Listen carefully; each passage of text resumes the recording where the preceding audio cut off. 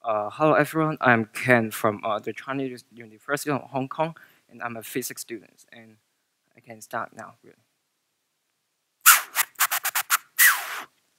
This is a sound effect that actually produced by sound wave, which travels slowly in air. Therefore, this phenomenon can be described by Newtonian low-speed mechanics, F equal ma.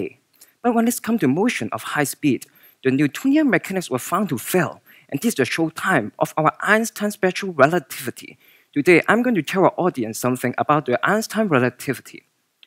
This theory was formulated in 1905 by Albert Einstein, a physicist with many crazy thoughts. And he started his theory with two basic postulates. Postulate number one, if two persons in different inertial frames, say one is on the platform of train station and the other is on a moving train of constant velocity, want to find out the physical laws behind the nature, they will always find the same mathematical expression of the physical laws. Postulate number two, when two persons in the different inertial frames want to measure how fast light travels in empty space, they will always find the same speed, 700 million miles per hour, the speed of light. And based on these two postulates, Einstein also worked out their consequences. And the first consequence is the length contraction. When we are looking at a moving object, it will appear a little bit shorter than this at rest. I find it quite interesting use of the consequence. If you want to appear shorter, appear slimmer to your boyfriend or girlfriend, other than doing fitness, what you can do is, according to length contraction, is to run very fast in front of him or her. But how fast is that? At least as fast as a rocket.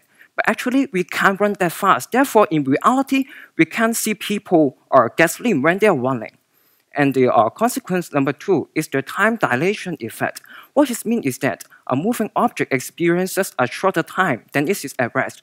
This effect is actually proven in 1971 in an experiment that a cause where travel is traveling around the Earth twice. And at the end of the journey, the data really proved that the car really runs slower on the rocket, okay? And actually, this effect was proven every day when we use the GPS systems.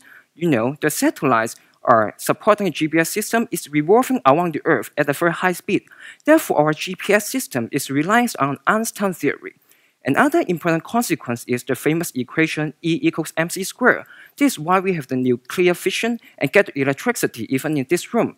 So every time when you turn on an electrical appliance, or you use the GPS systems, or you just pay the electricity bill, there is a bit of Einstein theory in it. Thank you for your attention.